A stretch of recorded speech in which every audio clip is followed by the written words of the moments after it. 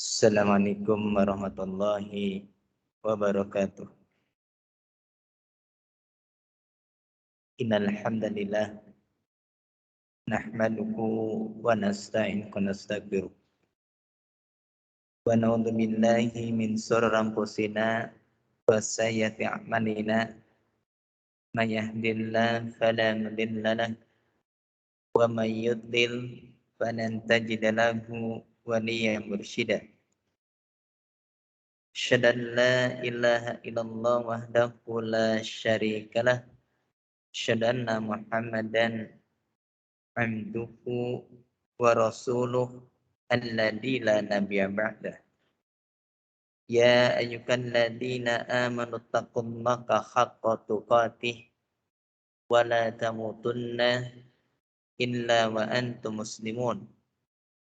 Ya ayyuhan nas ittaqu rabbakum alladzi khalaqakum min nafsin wahidah wa khalaqa minha zawjaha wa batta minkum rijalan katsiran wa nisaa'a wattaqullaha alladzi tasaaluna bihi wal arham innallaha kana 'alaikum raqiba. Ya ayyuhalladzina amanu taqullaha wa qulu qawlan sadida yuslih lakum a'malakum wa yaghfir lakum dzunubakum wa may yuti'illah wa rasulahu faqad faza fawzan 'azima. Amma ba'd. Alhamdulillah, kita hari ini kembali melanjutkan malam hari ini kajian masih membahas tentang muharramat istahan nabiha katsirun minan nas. Perkara-perkara yang haram yang dianggap remeh oleh sebagian manusia, oleh kebanyakan manusia. Dan pembahasan kita kesempatan yang lalu sudah selesai halaman 18. Kita masuk sekarang halaman yang ke-19. Yaitu tentang ityanul masjid liman akala basolan au summan au malakuri raqihan karihan. Yaitu tentang mendatangi masjid bagi orang yang habis makan bawang merah dan bawang putih atau yang memiliki bau yang tidak disukai. Bau yang tidak enak. Ini adalah perkara yang termasuk larangan di dalam Islam, tapi dianggap remeh. Dan kemarin sudah disampaikan dalilnya. Bagaimana Allah Subhanahu wa taala mengatakan, "Ya bani Adam khuduz zinatakum inda kulli masjid." Kata Allah Subhanahu wa taala, "Wahai anak Adam, ambillah perhiasan kalian, pakaian-pakaian yang layak ataupun yang memang bersih setiap kali kalian masuk masjid." Lalu kemudian Rasul pun mengatakan, "Man akala suman au basalan falyatazilna au falyatajil masjidana wal yaqud fi baitihi." Kemarin pun telah disampaikan, kata Rasul, barang siapa yang makan bawang merah dan juga bawang putih, hendaknya dia menjauhi kami atau menjauhi masjid kami. Wal yaqud, dan hendaknya dia itu yaqud fi baitihi, hendaknya dia duduk diam di rumahnya. Artinya apa? Selama kita ini memakan makanan yang mengandung rih, mengandung wangi atau bau, ataupun hawa yang tidak enak, ya, rihnya rih yang karih, rih yang tidak disukai, baunya bau nggak enak. Seperti bawang putih, bawang merah, kalau kita makan mentah itu nggak enak. Makanya di sana dilarang. Karena masjid itu tempat yang suci, tempat yang indah. Ini adalah masjid milik Allah Subhanahu wa taala, rumah Allah Subhanahu wa taala. Maka tidak layak kalau masjid itu kemudian dikotori dengan bau yang tidak enak. Makanya kembali saya katakan, sebenarnya Islam itu indah. Dan itu tampak dari perintah-perintahnya, semuanya berbicara tentang keindahan. Dalam hadis Muslim dikatakan, "Innallaha jamilun yuhibbul jamal." Allah itu indah dan suka dengan keindahan, cinta dengan keindahan. Lalu kemudian Kemarin pun diterangkan pula bagaimana bahasanya man akalal basal wasaum wal karas fala yaqraban masjidana. Lalu kemudian kata Rasulullah sallallahu alaihi wasallam di dalam riwayat Imam Muslim, kalau tadi riwayat Imam Bukhari, Rasul mengatakan barang siapa yang makan bawang merah dan bawang putih, wal karas dan juga bawang bakung atau bawang daun, maka fala yaqrabanna masjidana, janganlah dia mendekati masjid kami. Ini kemarin sudah. Apa alasannya diantaranya dikatakan fa inal malaikata tata'adza bima yata'adza minkum banu Adam. Karena sesungguhnya yang namanya malaikat terganggu dengan apa yang manusia pun atau anak Adam pun terganggu. Kalau kita misalkan dekat dengan orang, kemudian tiba-tiba orang tersebut mengeluarkan bau yang tidak enak. Kita terganggu. Begitupun malaikat. Sedangkan kita tahu bahasanya masjid Allah adalah tempatnya para malaikat. Begitu kita ini masuk masjid saja sudah disambut oleh malaikat. Ketika kita ini kemudian sholat di shop, kemudian di sana pun ada malaikat. Bahkan ketika kita mengaminkan apa yang diaminkan oleh imam, malaikat pun berbarengan mengaminkan ucapan imam. Lalu kemudian ketika para malaikat terganggu dan kemudian tidak nyaman di masjid tersebut, maka ini adalah sebuah dosa. Ya, makanya dilarang seperti itu. Ini ada dalam riwayat Imam Muslim. Wa khataba Umar bin Khattab. Umar bin Khattab pernah berkhutbah. Kata Umar, bahasanya di sana dikatakan khataba Umar bin Khattab. Umar ibn Khattab berkhutbah an-nas yaumul Jum'ah kepada manusia di waktu Jumat. Waktu itu faqal fi khutbatihi, Umar berkata di dalam khutbahnya. Kata Umar, beliau mengatakan, "Summa innakum ayyuhan nas ta'kuluna sajaratain la arakuma illa qabiyasatain." Kata Umar, sesungguhnya kalian wahai manusia, kalian sungguh akan memakan dua pohon yang aku tidak memandang keduanya melainkan ini dua perkara yang buruk. Dua pohon yang aku tidak memandang keduanya melainkan ini perkara yang buruk. Apa pohon tersebut? Hada al-basal was-saum, yaitu bawang merah dan bawang putih. Padahal itu enak ya. Bumbu kalau tanpa bawang merah, bawang putih, Masya Allah. Ya.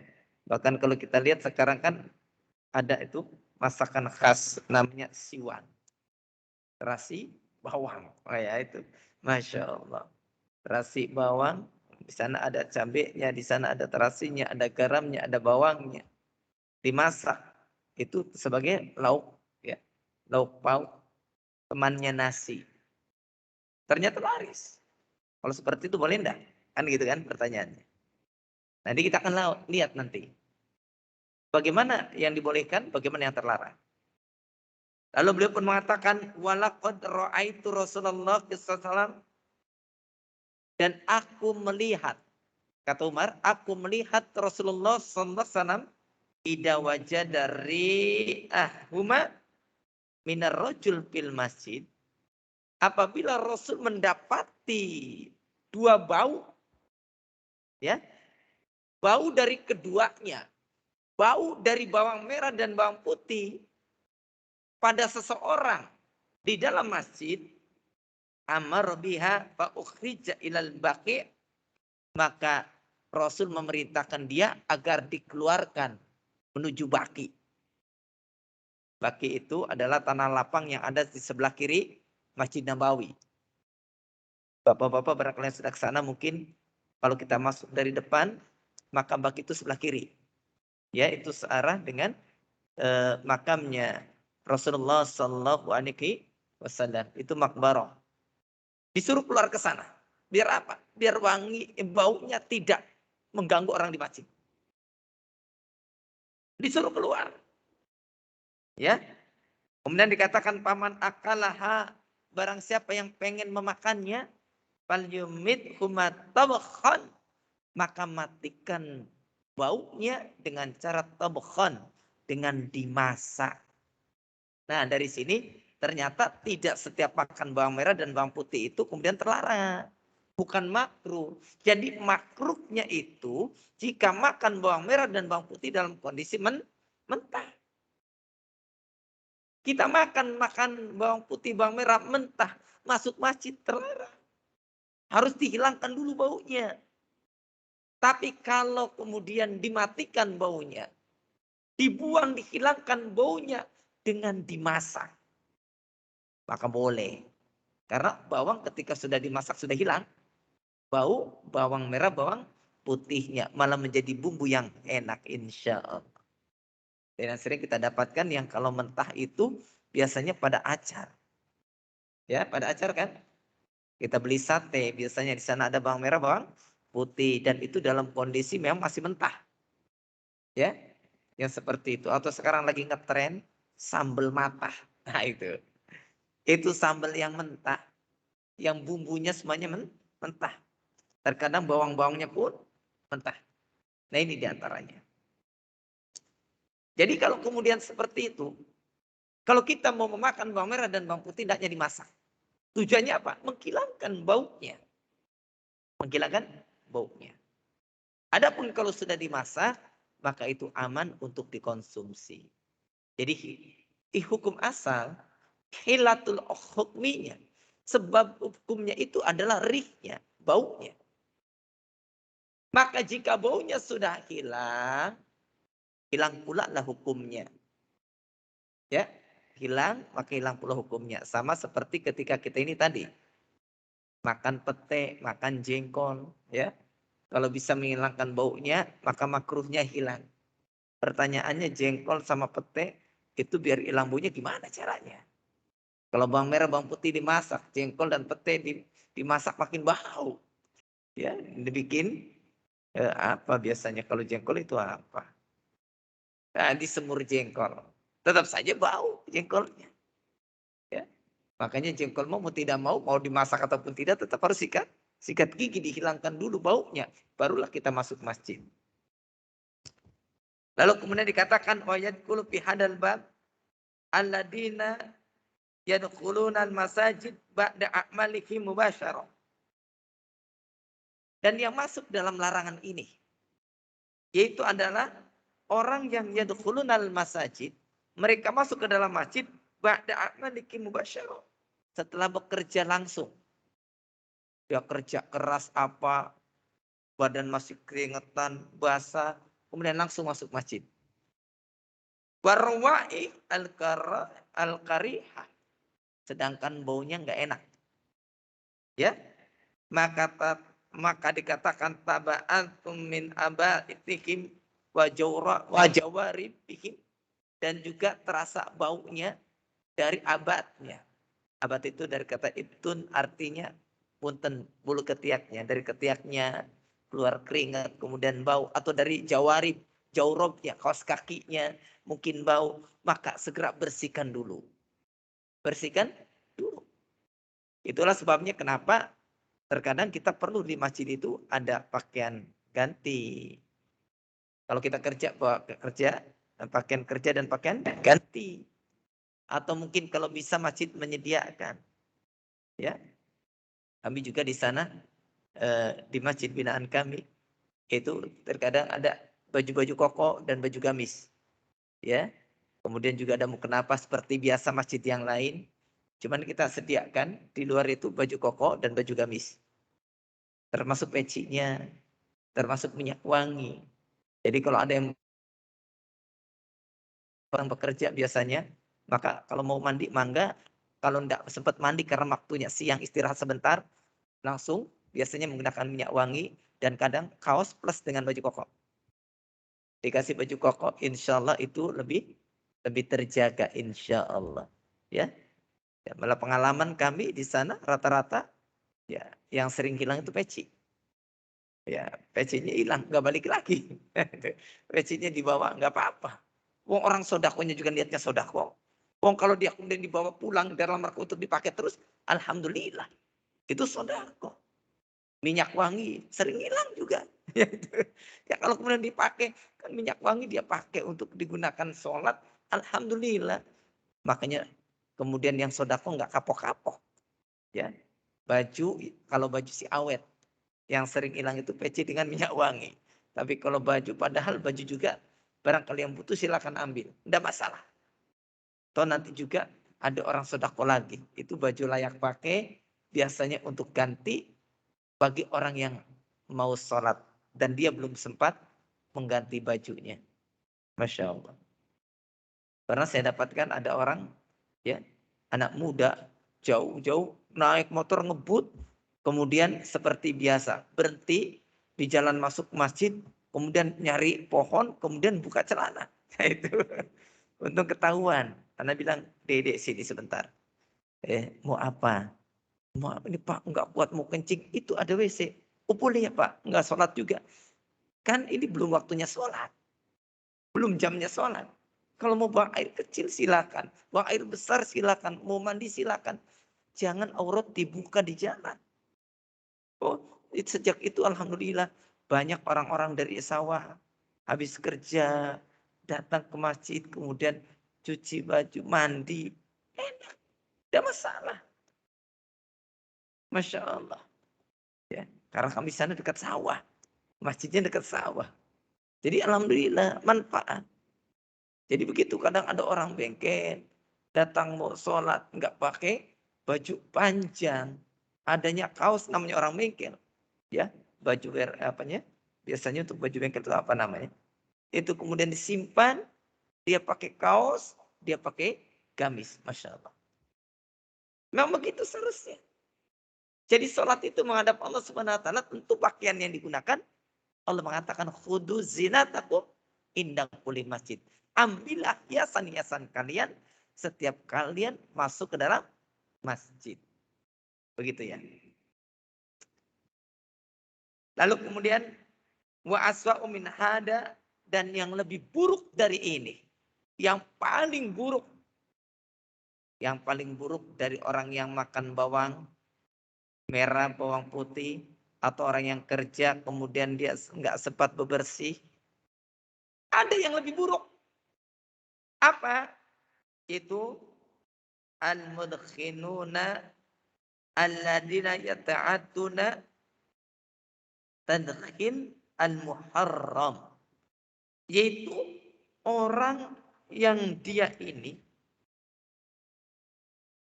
menggunakan atau memakai rokok yang diharamkan. Kalau rokok makan, jelas baunya tidak hilang. Walaupun hukum rokok, ya, pendapat yang raji diharamkan, tapi pendapat yang lain mengatakan dimakruhkan. Terlepas daripada itu, saya tidak akan bahas tentang hukumnya. Saya membahas tentang ketika orang masuk masjid dalam kondisi habis merokok. Nah ini, dalam kondisi seperti itu, hendaknya dia bersihkan dulu. Karena rokok lebih berat. Lebih berat. Kalau bawang merah, bawang putih dimasak, hilang baunya. Pete, jengkol, sikat gigi hilang. Terkadang kalau rokok nggak hilang. Kalau rokok nggak hilang. Makanya asan untuk dibersihkan. Sumayat kulunal masajid. Ya'duna ibadallah kiminal malaikat wal musallin. Kemudian mereka masuk ke dalam masjid. Dalam kondisi masih bau. Bajunya bau rokok. Mulutnya bau rokok dan sebagainya. Kemudian misalkan dia mengganggu para malaikat dan orang-orang yang sholat. Yang seperti ini, hendaknya disimpan dulu rokoknya. Ya, kemudian dia masuk ke dalam masjid, gunakanlah minyak wangi. Syukur-syukur bisa sikat gigi. Kalau enggak minimal berkumur lah. Ya, mudah-mudahan Allah Subhanahu Wa Taala kemudian menjadikan kita adalah orang-orang yang termasuk minal mutatahhirin, termasuk orang-orang yang bersuci. Lalu kemudian di antara dosa yang dianggap biasa, padahal ini adalah dosa yang diharamkan oleh Allah Subhanahu Wa Taala, yaitu adalah az-zina, perbuatan zina. Ini memang perbuatan zina ini pernah muncul ya ketika ada seorang anak muda kecelakaan, hamil di luar nikah. Ternyata jawabannya itu membuat kesel. Ketika ditanya kenapa Anda melakukan seperti ini, jawabannya sederhana. Kalau nggak begini, nggak mungkin kami dinikahkan. Kan lucu, ya. Tapi juga mengesalkan. Harusnya jangan begitu. Tapi ya memang ini juga karena kesalahan didikan kita. Mungkin orang tuanya kita salah. Membiarkan anak-anak bergaul bebas. Dan juga kita ini membiasakan mungkin anak-anak kita itu tidak menjaga adab pergaulan laki-laki dengan perempuan. Atau mungkin anaknya sudah pengen nikah dihalang-halangi. Gara-gara mungkin anaknya baru keluar sekolah, belum mapan, kemudian dihalangi. Ujungnya apa? Ya daripada nanti nggak bisa nikah udah aja. Kalau sudah kejadian begitu biasanya langsung dinikahkan. Dan ini juga keliru. Ya, sikap seperti ini tidak benar. Kitanya orang tuanya salah, anak kita pun salah. Maka kita sebagai orang tua memberikan didikan agama. Kita sebagai orang tua memberikan batasan-batasan pergaulan mereka. Kemudian sebagai anak pun, maka anak pun berusaha untuk bersabar. Ketika dia menginginkan untuk menikah, maka bersabar. Ketika syahwatnya bergejolak, maka berpuasa. Karena Rasul mengatakan ya ma'saros sabab manis tato al-ba'a falyatajawaz fa innahu aghaddu lil basar wa ahsanu lil farji. Fa illam yastati fa alayki bisyam. Wahai para pemuda yang sudah siap untuk menikah, menikahlah. Fa innahu aghaddu lil basar. Karena sungguhnya menikah itu lebih menundukkan pandangan wa ahsanu lil farji dan lebih menjaga kemaluan. Kemudian dikatakan bahasanya fa illam yastati jika dia tidak mampu ya. Dia tidak mampu. Kalau dia tidak mampu atau fa illam tastati jika kamu nggak mampu maka fa'alaiki bisyam hendaknya dia berpuasa. Fa'inah wija karena puasa itu adalah tameng, perisai dari syahwat yang bergejolak. Nah, kita lihat sekarang. Di sini zina itu adalah perkara yang sekarang sudah dianggap biasa. Lima kana min maqasidis syariah. Bahasanya zina ini termasuk dosa yang dianggap biasa. Padahal di sana ada di antara yang maksud syariat. Maksud dari syariat itu adalah hibdul irdi wa hibdun nasl. Syariat itu menjaga kehormatan dan syariat itu menjaga keturunan. Di antara tujuan adanya syariat. Syariat menjaga pergaulan dan sebagainya. Tujuannya untuk menjaga pertama menjaga kehormatan. Yang kedua adalah menjaga keturunan. Adanya syariat untuk menjaga seperti tadi. Ja'afi kata rimus zina telah datang tentang pengharaman zina. Zina itu haram. Qala Allah Ta'ala Allah SWT berfirman, "Wala taqrabuz zina innahu kana fahisyatan wa sa'a sabila." Kata Allah SWT, janganlah kalian mendekati zina. Kenapa tidak boleh mendekati zina? Kata Allah, innahu kana fahisyah. Sungguhnya zina itu adalah perbuatan fahisyah, perbuatan keji. Wa sa'a sabila. Dan zina itu sejelek-jeleknya jalan. Ya kalau kita lihat Masya Allah ya. Zina itu sebenarnya memang benar. Itu adalah sejelek-jeleknya jalan. Zina itu adalah perbuatan yang keji. Bagaimana tidak dikatakan keji, ikhwan? Dengan perbuatan zina, berarti orang tersebut dia telah melanggar kehormatan orang lain. Makanya ketika ada seorang anak muda datang kepada Rasulullah, ya Rasulullah, izinkan aku berzina. Ketika Rasul tahu anak ini masih muda, syahwatnya besar, dia minta izin untuk berzina. Apa kata Rasul? Maka sambil menepuk dada anak muda tersebut. Wahai anak muda, bagaimana bahasanya seandainya ibumu yang dijinahi oleh orang? Bagaimana seandainya bibimu yang dijinahi oleh orang? Bagaimana jika saudarimu yang dijinahi oleh orang? Bagaimana perasaan Anda? Maka anak muda tadi sadar, oh iya, saya tidak suka. Saya tidak suka kalau ibu saya dijinahi. Bibi saya dijinahi. Saudari saya dijinahi. Lah kalau kemudian Anda tidak suka, maka Anda pun tidak boleh menjinahi orang lain. Ini namanya mendidik dengan memberikan kesadaran. Jadi kalau orang mendidik itu Pak bukan memaksakan, tapi membangun kesadaran. Terus ajarkan agar dia menjadi sadar. Kalau terpaksa itu ada batasnya nanti. Dipaksakan terus. Itu ada batasnya. Nanti suatu saat berontak, malas. Tapi kalau orang tersebut mendidik dengan membangun kesadaran, maka ke sana begitu sudah sadar mudah. Yang sulit itu orangnya nggak mau sadar-sadar. Ini yang bahaya. Yang sulit itu kalau orangnya nggak mau sadar-sadar. Dididik nggak mau sadar-sadar. Berarti ini keras hati. Namanya qaswatul qalbi. Ini yang berat. Kalau mendidik orang, yang orang itu sulit menerima nasihat. Ya, sulit menerima nasihat, ini yang paling berat.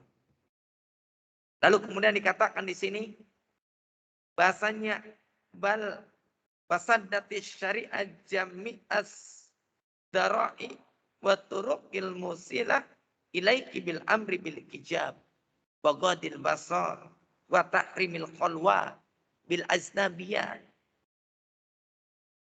Maka kemudian dikatakan kata kepada Syekh Muhammad Shalal Munajjid.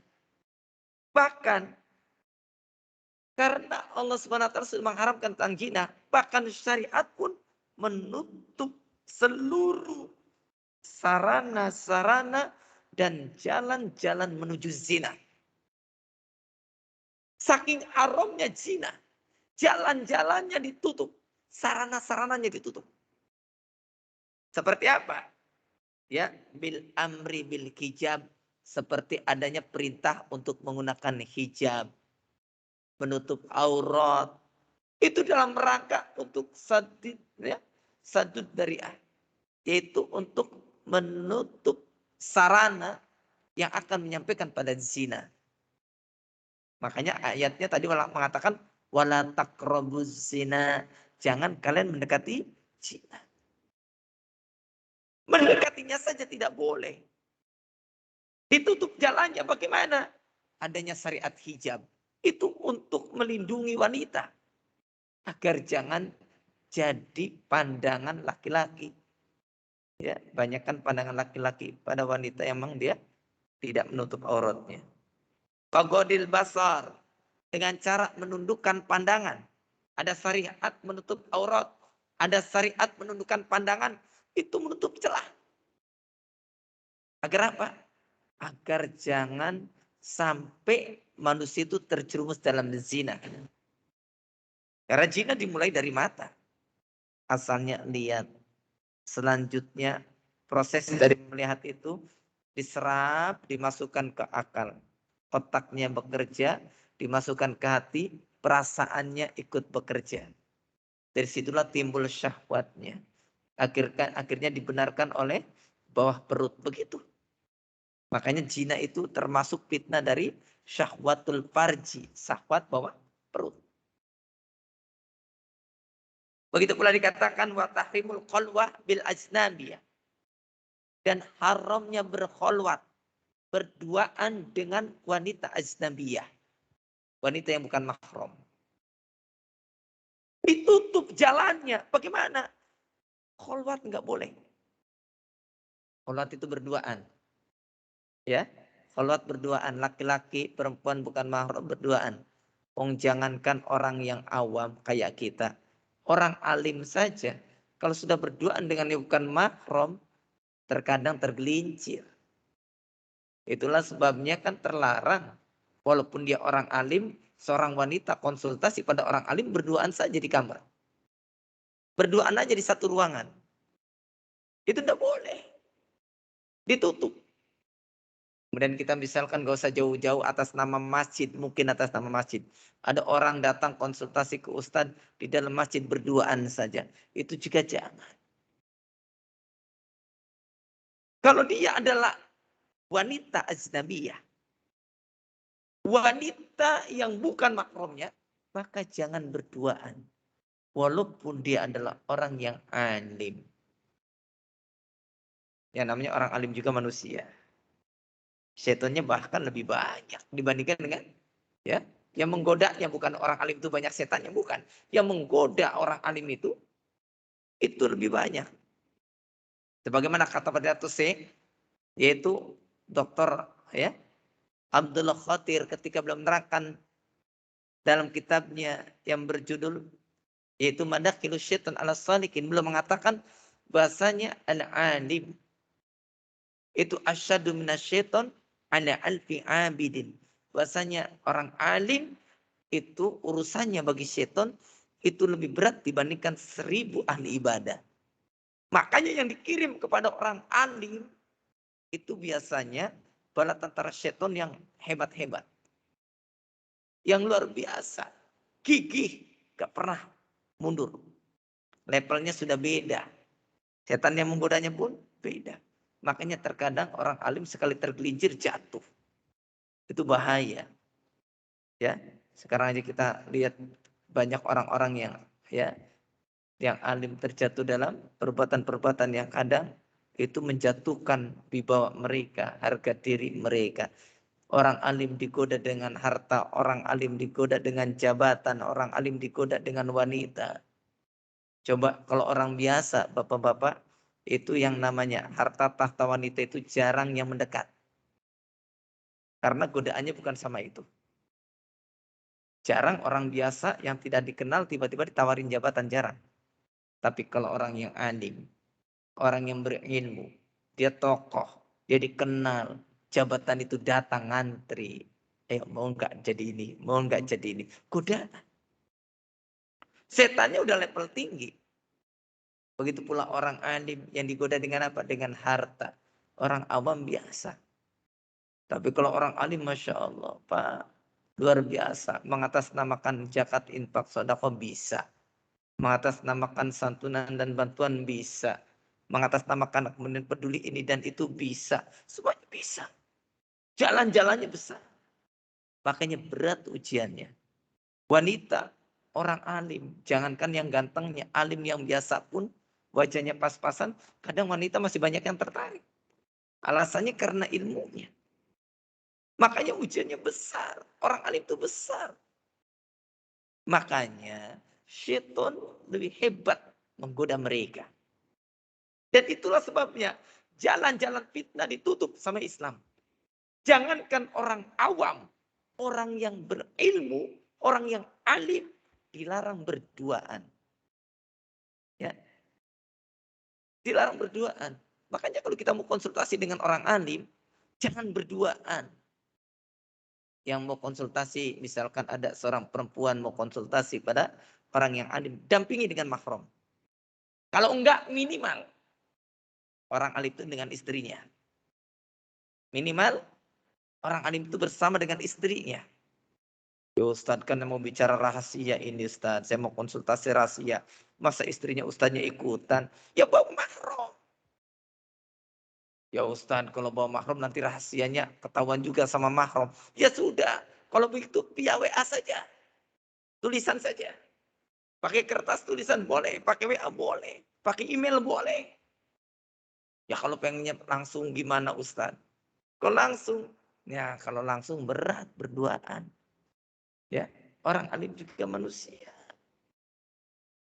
Pas ketika dia imannya lagi lemah, kemudian datang syaitan. Coba ketika dalam kisah Nabi Yusuf alaihissalam. Nabi Yusuf kalau tidak mendapatkan tanda dari Tuhannya, Baca di dalam surah Yusuf. Nabi Yusuf terjaga kehormatannya karena melihat tanda dari Allah. Sehingga belum mampu menjaga diri. Sekarang siapa sih orang yang sanggup ketika berduaan dengan wanita yang sudah cantik, dia pintar, dia orang yang kemudian memiliki keturunan yang baik, dia wanita terhormat, runtuh imannya. Makanya menutup celah seperti itu, mundur ya. Sama.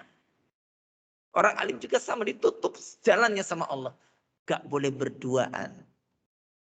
Kalau Anda pengen berdua kelihatan, maka ketika banyak orang ngobrol ya. Misalkan ketika di luar di jalan lagi ini, ada yang datang konsultasi, silahkan. Kelihatan banyak orang. Tapi jangan sekali-kali berduaan. Jangan ya. Jadi, dan ini juga harap dimaklum kalau suatu saat nanti ada orang pengen konsultasi ke Ustadz, misalkan Ustadz itu mengatakan, Anda bawa teman, Anda bawa saudara, Anda bawa mahram. Tujuannya itu, yaitu sadud dari'ah. Menahan atau menutup celah-celah terjadinya kerusakan. Lalu kemudian di sini pun dikatakan, bahasanya, wa ghairi dalik dan selain daripada itu. Jalan-jalannya ditutup. Berduaan dengan wanita bukan mahram ditutup. Menundukkan pandangan. Tujuannya apa? Agar bisa menjaga hatinya. Menggunakan hijab wanitanya agar tidak menarik ya laki-laki tersebut. Termasuk apalagi kemudian boncengan berduaan. Apalagi kamu kemudian sering chattingan, itu juga bahaya. Ya, asalnya misalkan ngobrol biasa, lama-lama akhirnya bercanda. Lama-lama akhirnya timbul apa? Di dunia maya terkadang orang bisa memberikan perhatian lebih. Banyak wanita tertarik. Karena memang teman-teman chattingnya adalah orang yang suka memberikan perhatian. Malam-malam chatting. Ukti sudah bangun belum? Salat malam loh. Nah itu diingatkan. Mulai kan. Waduh Masya Allah ini perhatian sekali. Udah begitu kemudian pagi-pagi habis sholat subuh sudah dikir subuh belum? Dikir pagi belum? Begitu sudah itu, sudah sholat isyraq belum? Setelah itu, udah sarapan belum? Waktunya sekolah ya waktunya kerja ya waktunya mau kajian ya Masya Allah, jangan lupa keluar rumah baca doa. Itu perhatian begitu. Padahal bisa jadi dianya sendiri nggak mengamalkan. Dianya sendiri bangun malam lihat bola, menangis ya, ngirimku. Ya. Seperti itu pada wanita lawan jenisnya ini tidak boleh. Ya, yang berlebihan seperti itu tidak boleh, itu satu dari'ah. Lalu kemudian di sini pun dikatakan wazanil musan yu'aqabu bi asna'i uqubatin wa asyadiha. Bahasanya bagi pezina yang muhsan, yang sudah berkeluarga, yang sudah merasakan pernikahan, maka dia disiksa dengan siksaan yang sangat menakutkan.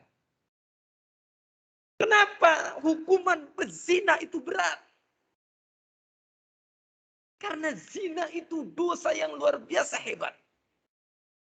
Hukumannya luar biasa berat, menakutkan. Wahia rajmukum bil kijarah, yaitu dengan dirajam pakai batu. Ya. Hatta yamuta, sampai dia mati. Dia duko. Kemudian agar dia itu ya duko wabala amriki, agar dia merasakan hasil dari perbuatannya. Agar dia merasakan dari buruk atau akibat urusannya. Dirajam pakai batu. Lalu kemudian pun di sini pun dikatakan wal yata'allam, dan hendaknya agar dia bisa merasakan sakit kullu juz'in min jasadihi, agar setiap anggota jasadnya merasakan rasa sakit. Dirajam tujuannya agar dia merasakan rasa sakit seluruh anggota badannya. Kama istamta'a bihi fil haram. Sebagaimana dia telah bersenang-senang dengan perkara yang haram. Dia berzina, dia telah bersenang-senang dengan perkara yang haram. Maka Allah berikan hukuman yang menakutkan. Dengan apa? Rajam. Dirajam itu berat dan menakutkan. Gimana enggak menakutkan? Wong dilemparinya itu dipakai batu yang kecil-kecil, yang sebesar-besar jari, lemparin. Sakitnya, matinya kan lama, tersiksa dia. Sengaja dibikin itu semua. Kalau dengan batu sekali gede mah langsung jatuh mati. Selesai. Ini dengan batu-batu kecil sakitnya terus. Ini menakutkan sekali. Ya. Orang kan terbunuh dengan bom sekaligus itu sakit tapi sekaligus. Coba orang terbunuhnya ya sedikit-sedikit misalkan kena silet atau kena kater apa lama itu. Dan itu tersiksanya luar biasa. Dirajam pun sama. Saking jeleknya perbuatan zina sampai hukumannya pun jelek. Ya, naudzubillah min dzalik wal billah. Semoga Allah melindungi kita dari itu semua. Karena apa? Kita nggak tahu ya. Bahasanya betapa hebatnya fitnah yang terjadi karena perkara tadi. Kemudian wazani alladzi lam yasbiq lakul wad' fi nikahin sahihin.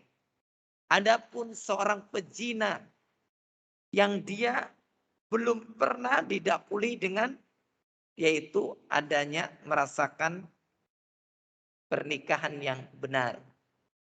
Alias dia belum pernah menikah. Wer muhson. Yang gadis. Yang dia belum pernah menikah sama sekali. Yujladu bi aksari andadin fil jaldi. Yaitu dicambuk dengan cambukan yang paling banyak. Dalam bilangan hukuman. Yaitu fil hudud syariah. Di dalam had syariat. Jadi di dalam had syariat, hukuman cambuk yang paling banyak itu ada pada pezina. Kalau orang minum khamr 80 cambukan. Tapi pezina 100 kali cambukan. Wa mi'atu jald. Yaitu dia 100 cambukan. Ditambahkan dengan apa?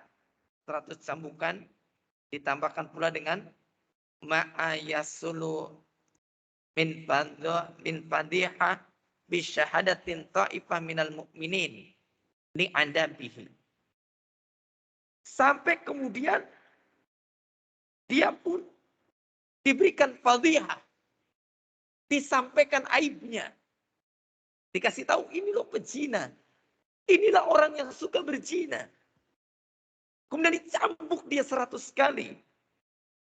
Bisyahadati ta'ifati minal mu'minin di adabihi. Dengan disaksikan dengan sekelompok kaum muslimin. Waktu diadabnya. Wal kisri im'adihi. Dan kemudian juga dihinakan dengan dijauhkan an baladihi. Yaitu dari negerinya. Wa tagribihi an makanil jarimah. Dan dia diasingkan dari tempat perbuatan jahatnya. Aman kamilan selama 1 tahun. Jadi bagi orang yang berzina itu, ini siksaannya luar biasa hebat. Pertama adalah kalau yang sudah menikah, maka siksaannya dirajam sampai mati dengan batu kecil. Biar dia merasakan banyak sakit. Dia merasakan seluruh anggota jasadnya kesakitan. Adapun yang belum menikah, maka dia dicambuk 100 kali. Kemudian dikasih tahu tentang perbuatannya di hadapan kaum muslimin. Dan yang ketiganya, dia kemudian diasingkan 1 tahun. Ini kan Masya Allah ya. Hukuman yang berat bagi para pezina. Dan itu semuanya ya adalah akibat dari perbuatan zina tersebut. Mudah-mudahan Allah SWT menjaga kita dari perbuatan tersebut. Itu saja barangkali yang bisa saya sampaikan. Mohon maaf jika ada kesalahan benar datangnya dari Allah. Salah itu kesalahan anak sebagai manusia biasa. Semoga Allah SWT mengampuninya. Syukran. Jazakumullah khairan. Wallahu a'lam bishawab. Subhanakallahumma bihamdika Syadil lantas, tabarakallahu akhiru da'wana. Alhamdulillahirabbil alamin. Assalamualaikum warahmatullahi wabarakatuh.